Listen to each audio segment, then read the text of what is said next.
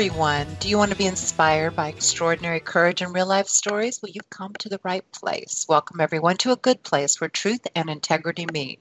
Every week, I introduce you to thought-provoking and compelling premier educators, whistleblowers, best-selling authors, journalists, activists, and celebrities. But they all have one thing in common. They are people of truth and integrity, and many are considered modern-day heroes. And today, I have joining me Miss Marnie Grundman, and she's here to discuss a highly important, prevalent, and growing problem here in our country and abroad. Marnie is an author, spokesperson, keynote speaker, TED Talk speaker, and shared hope ambassador for Runaway teens. Her personal story alone will inspire you to want to assist and recognize the importance of today's talk. Welcome, Marnie. Thanks for coming on and allowing me the chance to interview you. I'm very inspired by you, and I'm sure the listeners out there will be inspired as well. And so what I'd like to start with is, well, my first question would be, how did you end up as a spokesperson on the topics that you advocate for, and what precisely do you advocate for? I ended up as a spokesperson for homeless youth, kids who vanished from foster care and human trafficking, because I was a child who ended up living on the streets at 13. And having lived on the streets, I was also trafficked for labor. So my personal experience led me into this journey to help raise awareness so people understand how it is that kids end up on the street, and they understand that we need to look at this as a family unit issue instead of just blaming the child, so that we can start to intervene and provide the help that's needed. And also, those kids are the most likely to end up being trafficked. So by helping those kids, we help end human trafficking from the perspective of not supplying more victims. Okay. And then you mentioned that you yourself had been homeless at one point.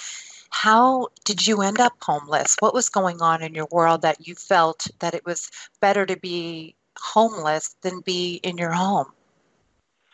First of all, thank you for putting it that way, because that's exactly what it is. I felt safer on the streets than I did in my own home.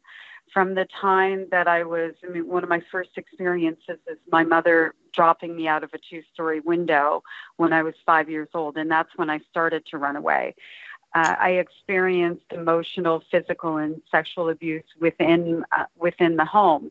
And to run away and end up living on a park bench and in abandoned buildings and in those kinds of really unsafe situations, not to mention not having access to food or a bathroom much of the time, having somebody hurt you that is a stranger is a lot more palatable than having someone who's supposed to love you abuse you. And that's what these kids experience. That's what I experienced. We run for survival, and we don't have a sense of, we're kids. So you don't have a sense of what's going to happen out on the street. You just know what you're leaving. Well, I know it might be painful to revisit it, but I'd like you to share maybe some of the details, if you're comfortable with that, exactly what was going on in your family of origin, because so many people don't understand what really is the catalyst for wanting to leave home. And, the abuse, that's a word that people say in a very general way. So what specifically, what did these abuses look like to you? And as I read, I saw that you just thought your mom was mean to you, which doesn't sound like abuse when you state it that way. So maybe some details so people can understand exactly what was going on. Yeah, and I purposely, by the way, use that language because that's the language that a child will use. Mm-hmm. When you're a victim of abuse, that's your normal. You don't understand how different your household is because it's your experience. That was my experience. For me, it was every day that I came home, I had no idea what I was coming home to. I didn't know if I was coming home to a mother who was going to rip my entire room apart and tell me what a horrible human being I was. I didn't know if I was going to come home and be sent to my grandparents' house and my grandfather was molesting me. I didn't know if I was going to come home and have some sort of violent interaction with my mother.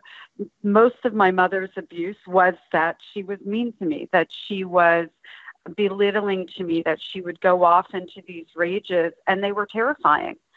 And having that as a fabric of my life on a daily basis, at some point, you just can't do it anymore. And for me, what happened was I was 12 years old. I ended up going to a really nice boarding school, and I had a year of my life where none of that happened.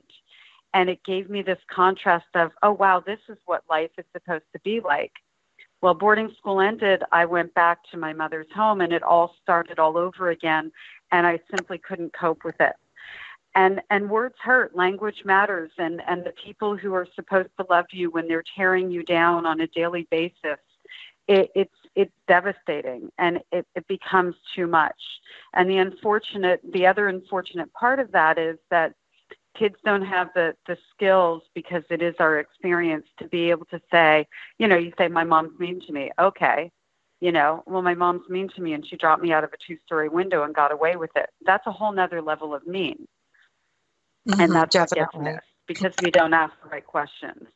Yeah. Well, I have a quick question about your mother. Was she mentally ill? Was she an alcoholic? I'm just curious what made her the way she was. So my mother, in our earlier life, for sure, she did drugs and she drank. And I can remember her at one point, I know she attempted suicide, although my whole family denies it except for one person. My mother was raised by her mother, who was a functional alcoholic, and my grandfather, who was a child molester. So I don't know what happened to her, but I think that, if you look at how dysfunction works, clearly she must have experienced some sorts of abuses that made her the way she was towards me. From a mental health, I don't have a diagnosis for her. I can say that she definitely exhibited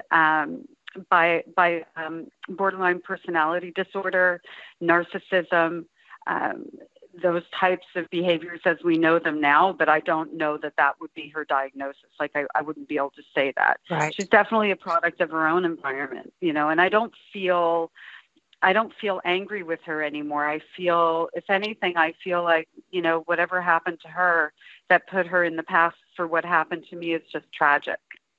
It is, but also there needs to be a sense of responsibility, because it's up to us as individuals to not repeat the same patterns. And if you're not thinking about what you're doing and not observing yourself and don't have that self-awareness, you will repeat the same patterns. And it's up to us as mature individuals to break that cycle and to make different choices. And most parents I know, they may have had very difficult childhoods, but they turn around and do the complete opposite for their children. So I'm sorry that didn't happen for you.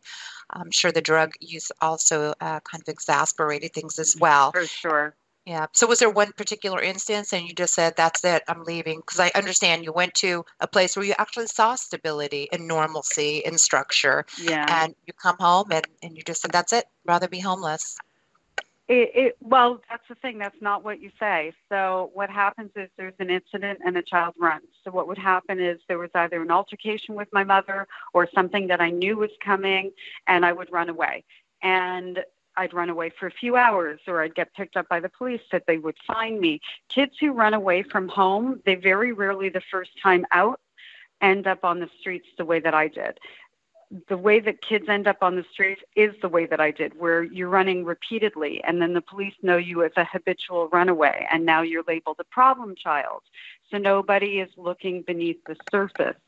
I probably ran away 20 different times at a minimum.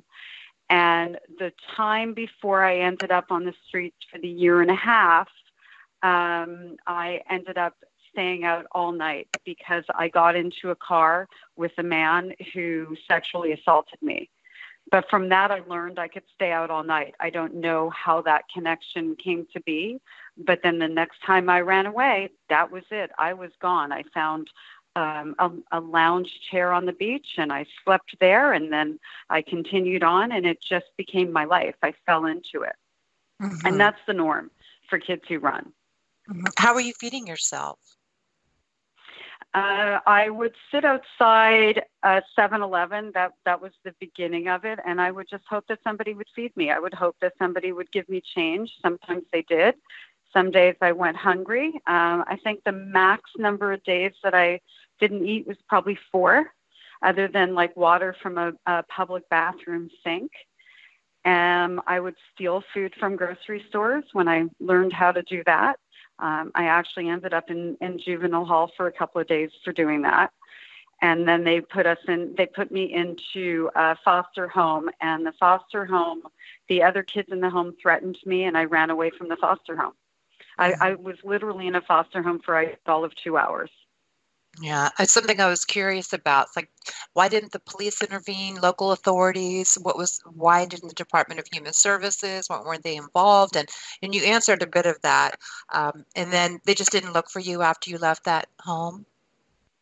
They were looking. I know they were looking for me. There were people looking for me. But here's the thing. When you pick up a kid who's running away and you having your first contact with them, let's say as a law enforcement officer, and the question you ask is, why are you running away? That child doesn't have the language skills, the experience to be able to say, my mother's hurting me and this is what's happening. So oftentimes, and in this day and age as well, it has not changed. That question gets dropped because it's like, okay, well, if I can't figure out what's going on with this child, and I don't know how to talk to this child to get them to trust me and give me information, they feel they have no choice, and they kind of don't, than to just put them back at home, rather than putting them in a safe space, like, for example, getting in contact with Covenant House and having them help evaluate the child. They just throw them right back home. Mm-hmm. There was a young girl, as a perfect example. She ran away several times, and the police would say, why? And she'd say, my mother's mean to me, actually, is what she would say, or I don't like my house rules. And it wasn't until like the 6th or 7th time that a social worker got a little smarter, or a little more aware. I don't want to say smarter, a little more aware. And she said, well, what are the rules? And the girl said, well, every day when I get home from school, my parents make me chain myself to the bathroom sink, and that's where I live. And on the weekends, I don't get to eat. Oh, my God.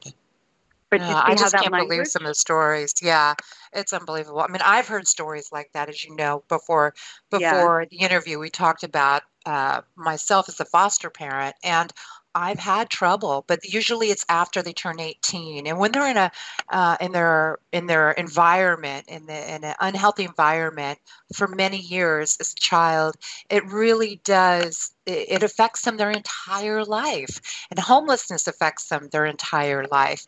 And one of my kids basically is homeless, and he's couch surfing, which might lead us to some of the issues with statistics. And of course, there's the drug abuse. So let's maybe talk a little bit further before we jump to statistics. So there are the reasons that we have is, the abuse, and but we talked about mental health issues, and I kind of disagreed when you told me about that with the percentage, but it seems to me like there's a huge issue with the mental health issues. But will you comment on that? You would know better than me. Yeah, well, so mental health is sticky, right? Because some mental health is situational. Someone can say I suffer from anxiety, but really what they might be suffering from is the environment they're in creating anxiety. The instability. The instability and things like that, and then you take that person out of that environment, and lo and behold, they may have a little edge of anxiety because they're expecting bad things to happen, but it's not the same level of anxiety. And then you have mental health issues that absolutely 110,000% need medical intervention, depression or bipolar, things like that. That percentage of kids that end up running away, especially from what I've been exposed to, in particular with bipolar kids, they go off their meds and then they start running. They're not in control of their emotional state to be able to make good decisions. They're more impulsive as a result of that. Of course, every child who's running away has a mental health issue, because we're in environments that are painful. Mm-hmm. But that's not why we're running away. We're running away from the environment, and the mental health issue as a result of that is really pretty secondary. So that's why I was saying that statistically, and that's a thing too, because you can't study every kid who's running. They don't even have a hold on the numbers of the kids that run from foster care, for example. But what they do know is that it's somewhere in the range of 8% that it's strictly mental health and nothing else. Mm-hmm. As opposed to the over 80% that are either going through emotional, physical, and or sexual abuse. That's and a then big there's the difference issue in number. Yeah, and the issue with drug addiction as well. That was such a problem. When you have young children in your home from foster care, or people that are staying with you because if you're the mom who takes in all the strays, that's kind of what happens. Yeah. And a lot of them, all of them actually have seemed to gone towards drugs to self-medicate when they're older.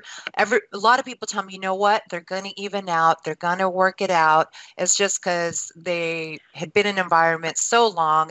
And also there's the issue of the dependency, the genetic predisposition to addiction. So when you're adopting or fostering kids, a lot of them already have that genetic predisposition. And so if both their parents are drug addicts, there's a really good chance that gene is in there as well. And so it's very difficult. But of course, the younger you get them, the better. But everybody wants a young kid. And so there's got to be parents out there that want to take in the older, more challenging kids because eventually, from what I understand, and even with one of the older ones, they do balance out. It's the teenage years, just for kids. This might be an issue too, with why there's so many runaway kids when they're teens. Everything we experience when we're younger, somehow we still want to be home. It's a roof over our head. We're too frightened. Mm-hmm. And there's something about when you become a teenager, those hormones kick in, everything bubbles to the surface. And I see it over and over again. All those issues that were not addressed just come trickling up. Yeah, and I mean, for kids who were already running away, it's a coping mechanism. So, if they're also on top of that, as I was saying to you when we were talking earlier, these kids typically will find drugs on the streets, but they don't just find drugs when they're on the streets as kids who are experiencing homelessness. They also find street families who are doing drugs. So they get this sort of connection to these other kids who are like them, who are going through the same situations. And it's a bad form of group therapy if you really think about it. But it's also a sense of safety. So they feel like they can stay in that environment and not have to deal with the things that are painful. I mean, we as adults we don't want to deal with things that are painful. So imagine you're a teenager, you have no idea who you are. You just know that your parents didn't love you enough to take care of you and give you what you needed. You have no value for yourself if your own parents didn't give that to you. And now you're supposed to just, deal with your issues. It's terrifying and painful, and you feel like, once that dam opens, it's never going to run dry, right? Mm-hmm. Scary. It is. Okay, so then, the other issue too is what people do for money. When you're homeless, you have a high percentage of being prey to trafficking and prostitution, which will lead us back to you.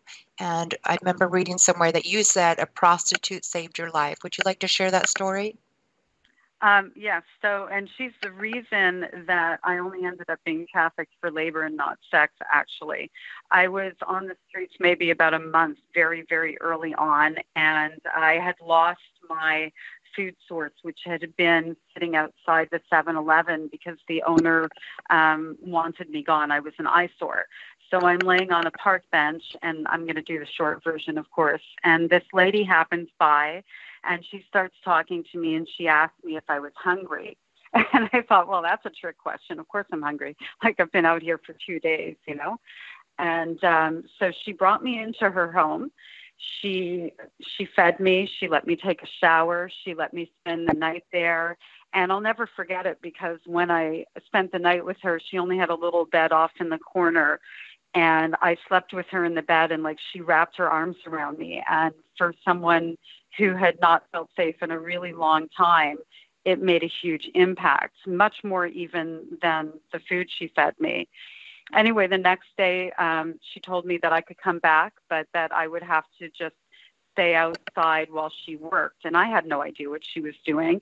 I'm laying on the park bench in front of her flat, and I'm watching men go in and out of her place all day.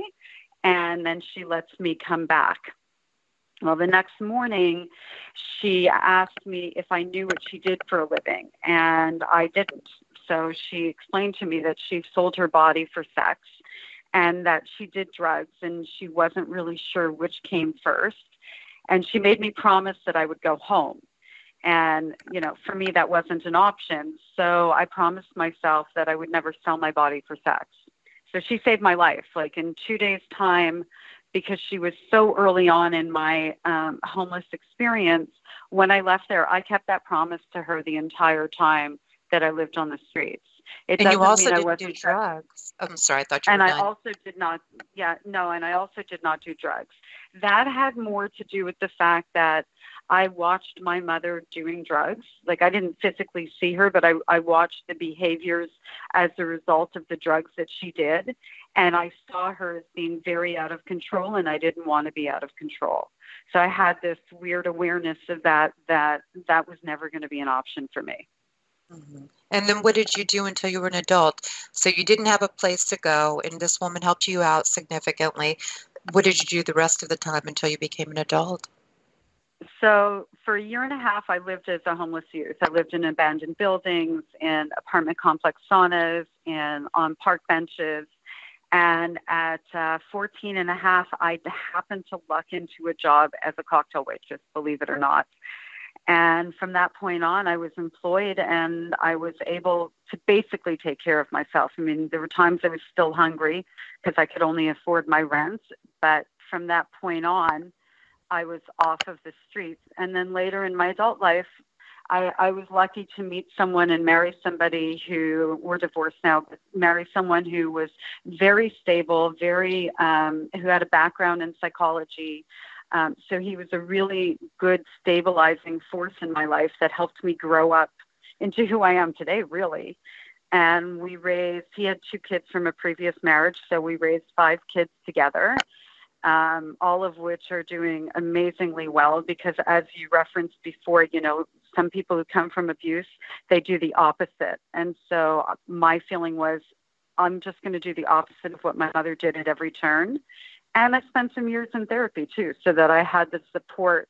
Because the problem is when you come from abuse, you don't have a good toolbox, right? You don't have a good roadmap.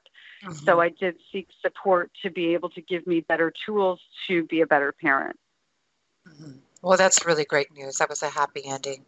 And then how did you become such a powerful advocate? You did a TED Talks. You're really out there as far as this topic goes and as far as advocating goes. I wrote my book, and that's what opened the door to a lot of healing for me, but it also opened the door for me to start speaking. Because once I wrote the book, I had to decide what I wanted to do next. And through the book, I really realized that as much as we know, there's still a lot of stigma attached to kids who run. They're still looked at as being bad kids. And I felt that it was my job to use my experience and speak up, and especially because I am the norm of the kids who run away. I'm a kid who was from a stable financial family, upper middle class kind of thing. And that's over 40% of the kids who run come from backgrounds like mine. And those are the houses that you think, well, nothing bad can happen there. It's such a nice house kind of thing. And I think just the journey of writing my book and starting to speak and see how it was received has just empowered me to continue and grow and do more. And it also shows a concern that the fact that you're doing so well, and people obviously care about this issue. Many people have children, and many people know children who are troubled and not in healthy homes. So that is a good indicator of the concern on these topics. And you're in Canada, correct? I am, yes. Okay. I'm in Canada, but I ran in the U.S. Oh, you did? I Okay. grew up in the U.S., yes. And our problems are exactly the same. We'll be right back.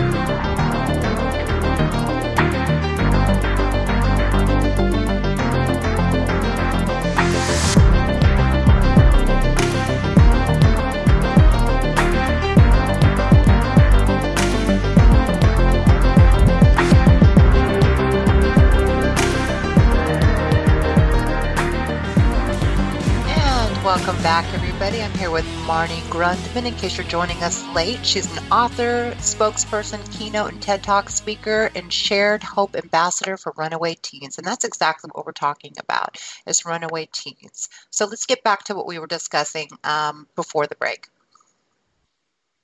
Okay, I don't remember where we left off. I'm so sorry. No, that's okay. We were basically, we were talking about your story and talk about some of the statistics. And so maybe we can just jump into the rest of the show. Let's talk about resources. Let's talk about how we can help. Let's talk about things that have been established. So let's jump into resources. What can people do to help? The average person isn't equipped to help in terms of having the knowledge of how to talk to these kids necessarily, or they think they're not equipped to help. But if you know that a child in your neighborhood is running, or you're a teacher and you know one of your students is running, the best thing that you can do is to befriend that child and take a slower approach and give them a soft place to fall and build some trust with them. Another thing that you can do is you can call 1-800-RUNAWAY, because it works in the States and in Canada. And they have great resources for the kids. You can give the kids that number. It's an anonymous phone call. They can find a place for them to be if they need to go somewhere to get out of their environment. Covenant House is another amazing organization. They've been around for over 40 years. There's 34 houses, and they've helped over 1 million kids. They have a lot of outreach programs. Those are the things. Those are the organizations that I would reach out to. And also, Covenant House will give you resources. They'll go into, let's say you're an educator, they'll come into the schools and they'll talk about the pitfalls of running away and give kids direct resources that way.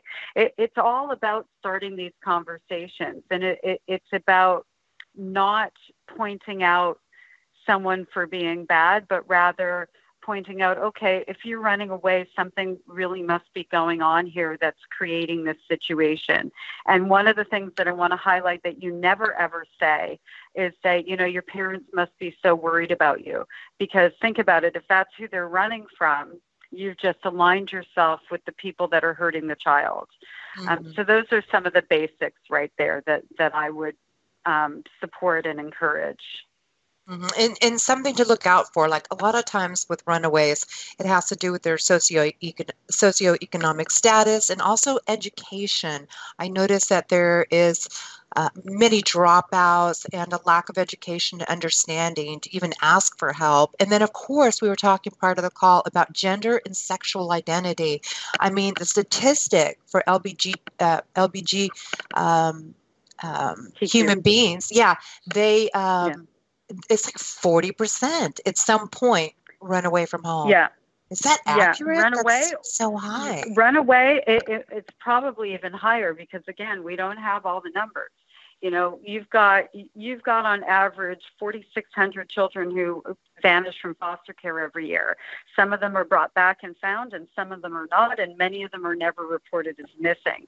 So it's important to remember that the numbers that we have, like if you look at the National Center for Missing and Exploited Children, the estimate of kids who run away every year is somewhere between 1.2 and 2.4 million.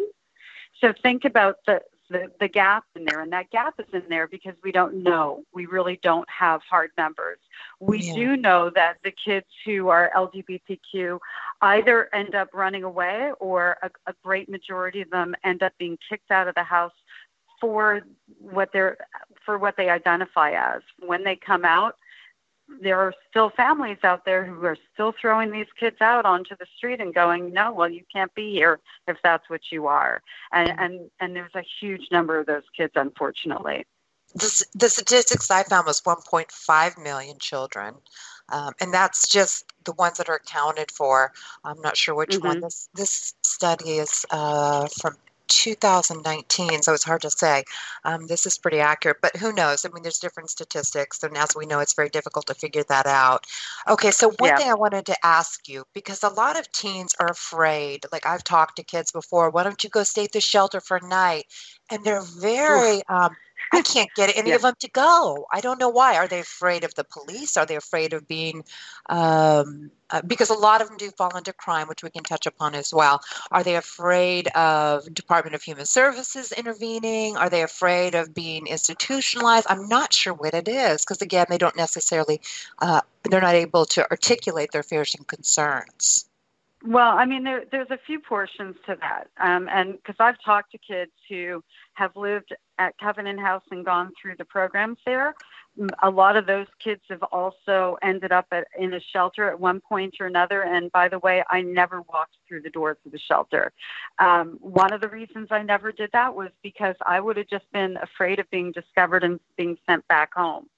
For other kids who have crossed that threshold and gone into a shelter, people don't understand that a lot of times the security is very lax in these places. These kids they're assaulting each other. You might be in a bed next to somebody who has severe mental health issues that weren't identified when that child checked in. And the other part of it is that, okay, so I go into a shelter. Let's say I'm lucky enough to get a bed, and I get in at like 6, 7, and they'll feed me, which is great. In the morning, they wake me up at 6 in the morning, and they throw me back out onto the streets again. It's almost not even worth making the effort to hope that you get a bed, as opposed to finding a place where you feel safe for the night. So that's the other portion of it. And discussion is definitely a big one.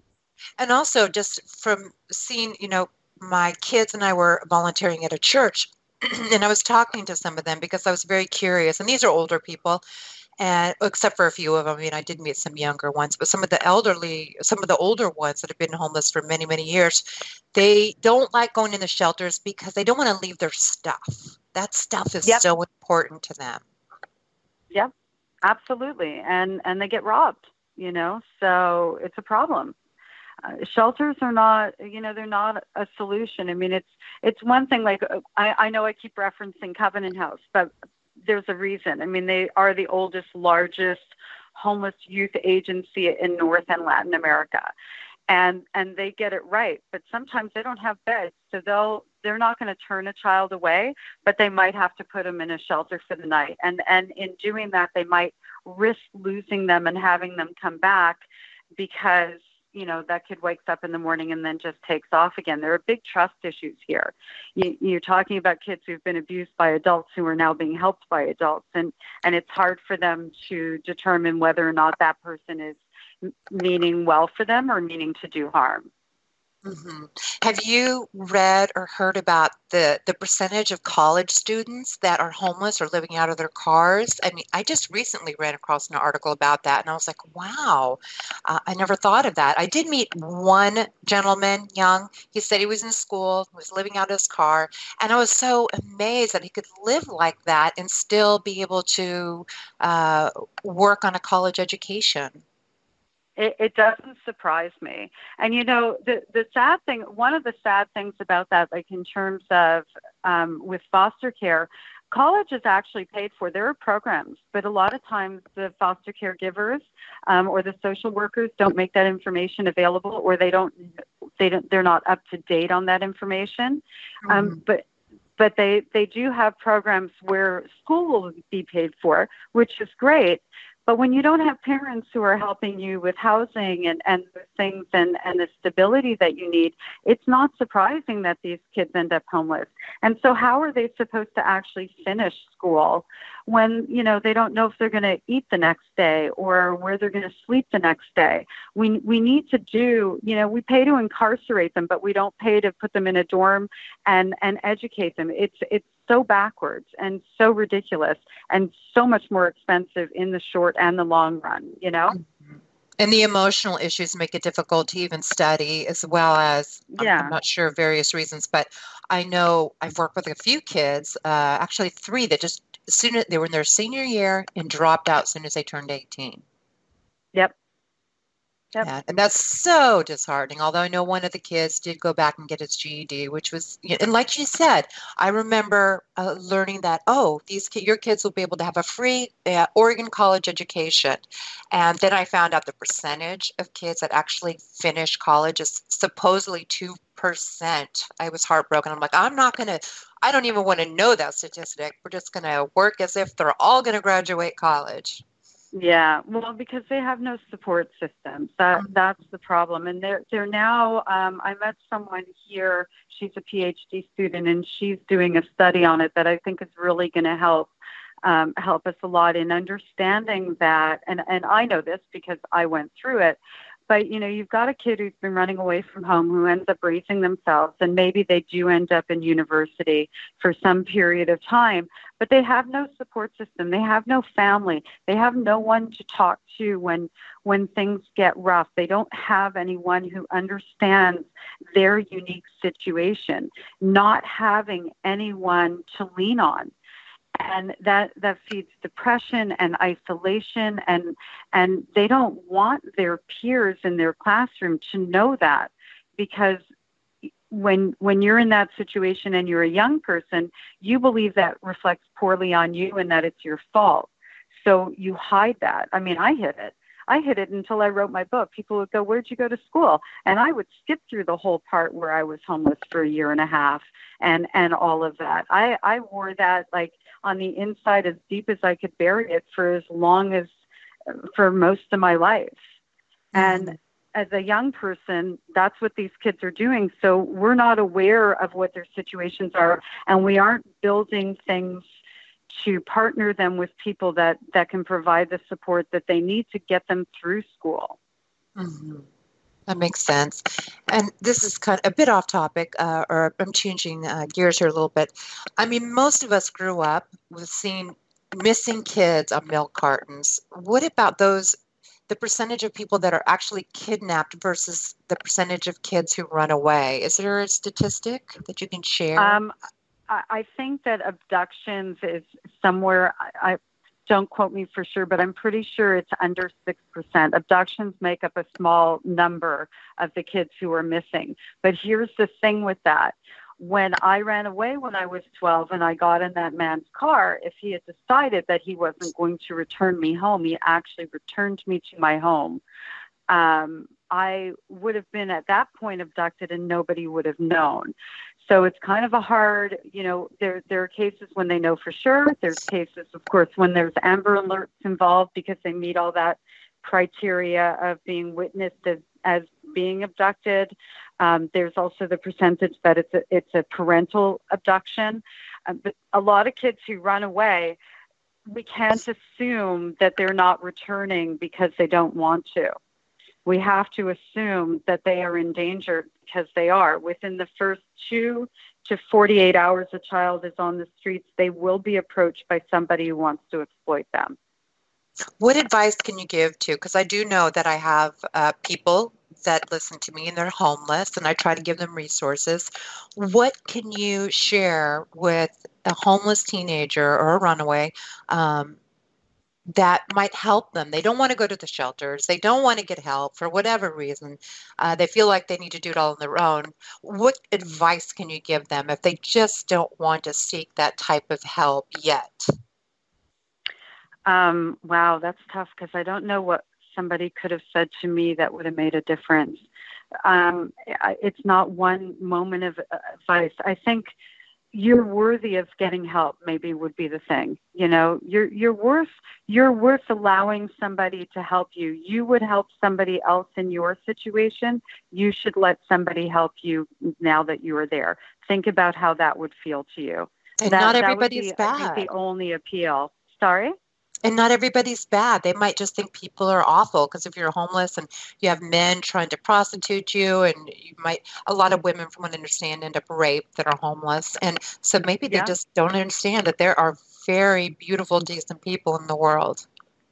Well, and that's why, they need to reach out to organizations and not just go with anyone. They need to, if they do nothing else, they just pick up the phone or text 1-800-RUNAWAY. I know that they have, a text number, and connect with that resource. At least they know that the help that they'll be getting is from somebody who means to help them and can, as opposed to trusting somebody, because, these predators are groom and lure children. So it's or young people. I don't want to call them children. It's important that they recognize that there are resources that they can call anonymously, and nobody even needs to know who they are, and just maybe get a little advice on where to eat that day, for example. And that starts to build a relationship. Yeah, and if you're listening, you go to some of these churches that feed the homeless, they're not going to, there's no policeman there. There's nobody there that you have to be concerned about. You just go in, you eat, it's a warm environment, you stay out of the rain. And, one thing I learned about is even clothing. It's just, they're always in need of clothing, and people will donate. This is something you can do too. You can donate to people who are homeless. It's some of these churches and some of these different resources in these places. But you need to think about what you're buying. A jacket that's cotton isn't going to help a person stay dry. Sleeping bags are always handy. And one thing I learned is socks. Socks are extremely important. Dry socks are rare. Mm-hmm. Yeah, and shoes and socks. Yeah. And also, I always tell people, because I do an outreach. This year was my second year doing it for Christmas, and we put together care packages with pretty much every essential you can imagine. Tampons are a thing. A side note on that one. But also think about, if you're going to donate something that you're no longer using, make sure it's something you would still want to wear. Because it's important that we're giving items that are useful, but also make that person feel like they're worthy of an item that doesn't have, stains and holes in it, for example, because it sends a message. Everything sends a message that we do. So it's important to give what we would want to receive is a really good rule of thumb. Yeah, they need to stay warm and they need to stay dry. Those are the things to consider. Because so many jackets we just had to get rid of just because they weren't people. The woman who ran the woman who ran the donation part of it, she was just saying, like, these kind of jackets are no good. We need windbreakers. We need warm jackets, hats, beanies, things like that to keep them warm and to keep, that's one of the biggest things I see. And Band-Aids and toothbrushes and things like that. Alcohol, we gave them hand sanitizer and things like that, because it's very germy. And what about medical resources? Do you know of medical resources? Because many of them get injured. That's the same thing. I mean, they can go through, well, I don't know how it is there now, like in terms of emergency rooms and things like that. Because the thing is, you go into an emergency room and they want your name, and that's a little bit scary.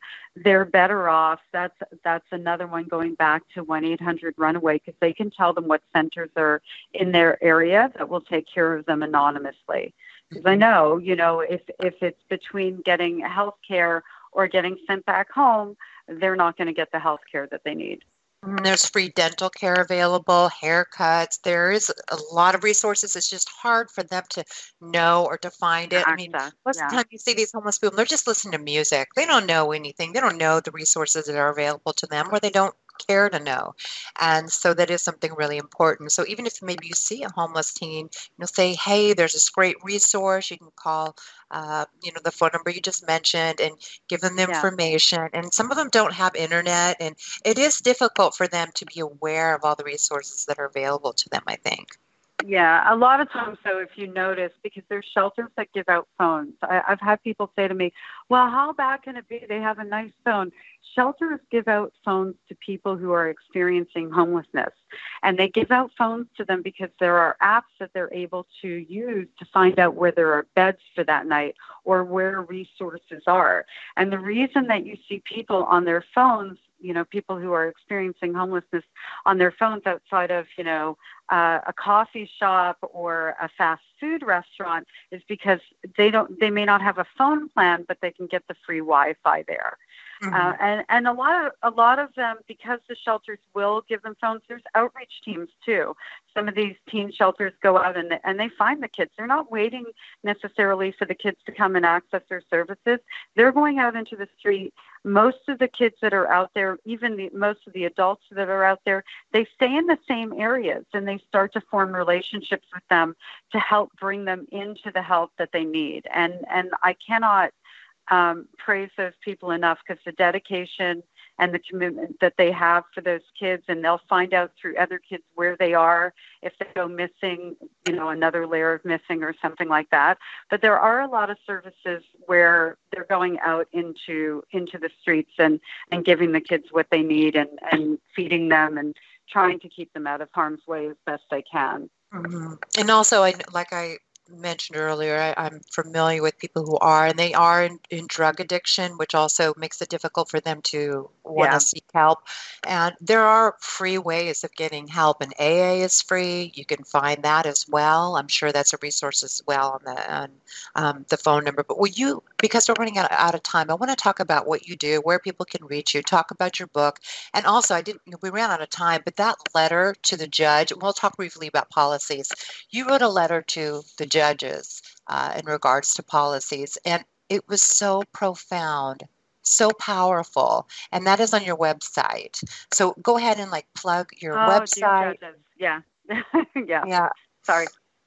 Yeah, just that letter, it really moved me. I'm trying to think of some of the ones here. You were just talking about the outrage over Bill Cosby, just as far as rape that occurs and the trafficking that occurs, and the registries for some of the abusers and some of the predators that are taking advantage of these homeless teenagers. And it's just a very powerful letter, because sexual assault of this is preventable. So it's preventable when we bring somebody in and they're convicted of rape. Chances are we know they're going to rape again. So that's number one. The sentencing needs to be longer, and especially with human traffickers, the sentences need to be longer. One, for prevention, and also two, for justice. And that was the foundation of my letter. The things that happen to me on the streets, I will carry with me for the rest of my life. Why is it that somebody that would only get 5 years in jail for something that I carry the rest of my life? Or even a month. Some people I know molested a 4-year-old. Mm-hmm. Yeah, and it happens all the time, and it's it shouldn't be a lack of sensitivity training because it's common sense, but apparently it is a lack of sensitivity training, and we need to address these issues, because what's happening is we're just allowing for more victims because we just keep letting them go back out of jail and do it over and over again, instead of going, okay, well, this is what, if you deal heroin, I think it is, if you have a certain amount, you get, 25 years in jail? Mm-hmm. Well, it's the same thing. Why aren't you getting that minimum mandatory sentence? And by the way, Bill Cosby now has a Twitter account, and he's on Twitter as a convicted rapist. I just found this out last week. It's amazing to me how we're not holding people accountable for their actions. We're running out of time, so I want people to, let's talk about your book. Let's talk about the resources again real quickly. You can give some resources. Let's talk about your book, what your plans are, maybe where people can see you. I know you have a YouTube channel, so go ahead. I'm going to turn it over to you. So the easiest way to find me, where you can find everything that I'm doing, is on my website. So that's Marnie, Marnie, Grundman, Grundman.com. And from there I have lists of resources, as you know. My book is also on there as well, and you can connect with me on any of my social media platforms. Will you share the title? Yes, of course. The name of my book is Missing: A True Story of a Childhood Lost. Okay, thank you. And then you have a Facebook and Twitter as well. Yes, and LinkedIn. Yeah. Anything coming up soon that you'll be doing?